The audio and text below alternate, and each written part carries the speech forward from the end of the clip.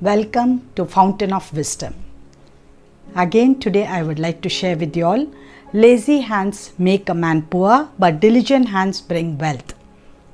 Proverbs 10:4. As I did the study, I wanted to share with you all about what is lazy and about diligent. The Lord ordained work for man. In Genesis 2:4-5 we see, before Adam was created, there was no work because man was still not created. And so, work was ordained for man. The Lord ordained work for man. Laziness is sin. Another name for laziness is sluggard, which occurs 14 times in Proverbs. A sluggard is a person who doesn't want to take action. He has the ability to do, but he doesn't want to take any action. The best example for a sluggard is ant. For the sluggard, the best example for sluggard is the ant. When you look at the ant, it works very hard from morning till evening, carrying small bits and morsels of wood, collecting it and making it into a heap for the winter season. Whole of summer it works very hard. So that is a best example of hard working. And that's what the Bible tells us. All those who are lazy, for them ant is a best example. Consider the ways of the ant, it says. So we should be hard working and not lazy. Lazy person has unfulfilled desires because he doesn't take action. He doesn't work, and so he can't, his labor is not profitable and he is unable to meet all his needs.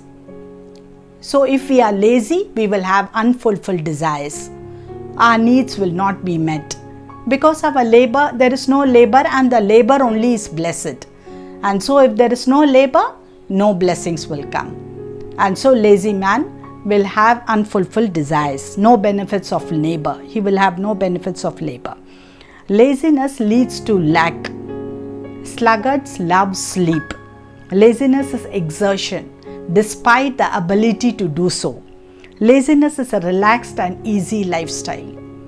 You've seen a lazy person who's very relaxed. He eats, he sleeps, and then he does his work for a little time, and then again he's roaming, loafing around. He doesn't want to work hard. He doesn't have a disciplined life. He doesn't manage his time, and he doesn't make a plan, make a goal, and he doesn't have a strict discipline in his life. He gets up at any time, eats at any time, and then does his work at any time. So we cannot be like that. A lazy person will not benefit anything. That's why it says lazy hands make a man poor. So if a man is poor, it's because of laziness. He has not taken time to work and he has not disciplined his life. When you don't have discipline, you are casual and you do work as you feel. And that is the reason why they are called lazy. How to overcome laziness? Make your goals manageable. Too much goals lead to burnout. Don't expect yourself to be perfect. Speak positive instead of negative. Use your strength. Create plan of action. Recognize your accomplishments. Ask for help. Avoid distractions. A lazy man has lot of distractions because he has not disciplined his life. And so there are a lot of distractions coming to him. If you have not planned your time in a day, when you get up in the morning, there will be a lot of distractions which will come to take away all the plan and all the goals that you have laid aside. You may plan so many things when you get up in the morning after prayer, but if you are distracted, like a phone call comes, a friend drops in, and you are unable to keep up with the talk. You keep talking and the time is wasted, and then your work is unfinished and you are unable to finish the first task, then the second work is also unfinished, and then it is prolonging just like that. So we need to have a disciplined life. When we get up, we have to plan our time. Our 24 hours, we have to plan what we need to do, when we need to pray, what is the time for our work, what work is there. You have to plan everything. If you do not plan, you will not be able to accomplish anything in life. So, plan your life. Plan it in such a way that your time is not wasted. Then, what causes laziness? Decreased level of motivation. Laziness occurring over a month is a sign of depression. Laziness has to do with health problems. If you are continuously lazy and you feel you want to sleep more, you don't want to do any work, then you need to pray first. And then if still you feel you're lazy and you can't do the work, you need to go and get a test done and find out what is wrong with your health. Take medicines, take treatment, come out of the laziness, because man was ordained for work, not to be lazy. Jesus was very, very hardworking. So we belong to Jesus. We are Jesus' children and we need to be hard workers. Cure for laziness. There is no such cure for laziness. Its only thing is you have to keep your mind set up for the task, get up and do it right away. And discipline your life. Develop self-discipline. Only then you will be able to complete that task. Diligent hand. You know, diligent people are hardworking. They will receive a crown of life. They are effective and they are persistent, and they will reap in due season because they are working very hard. When you see people who are on the top, if you ask them how they started from scratch, but they were self-disciplined, they worked hard each day, they were not lazy even a single day, they managed their time well, and they were able to finish the work that was given to them. Many people start, but they do not finish because they are lazy. They get distracted in between and they are unable to accomplish the task. Jesus is the best example for hard working. Whole morning in the temple, he preached, he taught them, and then evenings he was on Mount of Olives praying, seeking God. Again, when he came down from the Mount of Olives, he was preaching, praying for the sick, healing them, all those things. Whole day he was busy. The next beautiful example we can say about diligent and hardworking is David, King David.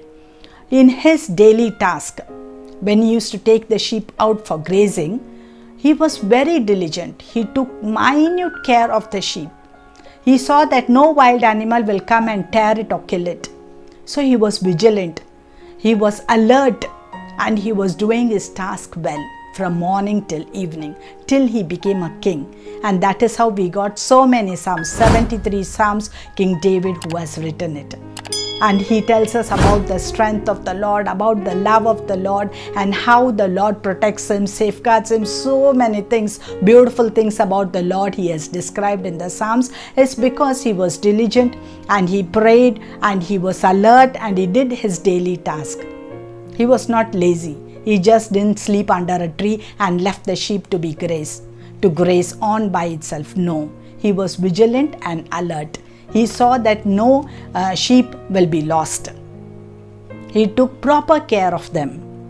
The second one is a woman, a diligent woman who works very hard. Proverbs 31 gives us a best example of a very diligent woman, how hard she works. She gets up early, she does her task, and she even has money to buy a field, and she sees that her children have all the possible clothes for the winter, summer. So everything is planned so beautifully well. She is very hardworking. The third example is Iparis. Iparis was whistling for us in prayer, it says, Colossians 4:12-13. So what is whistling? Whistling is difficulty, working hard, again in prayer. Prayer is not an easy job.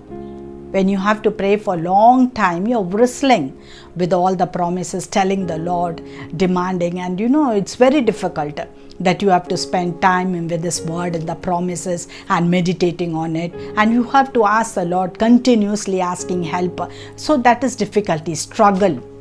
That is a struggle. So he's working very hard in prayer for all his fellow believers and for the church. The next example is Jacob. Jacob also wrestled with God, and he was also very hard working like David. When he took the sheep out for grazing, he was very vigilant and alert, and he took care of them, and he brought them safely back home. So from morning till evening, all those people were very hard working. So when you are diligent, when you are hard working, you are fulfilling the purpose of the Lord. So today my word is about a lazy man and about a diligent man. Lazy man, what happens to him? And how a diligent man succeeds, receives the crown of life. And we need to be hardworking because our Lord was very hardworking. That's what we learned from this word of wisdom today.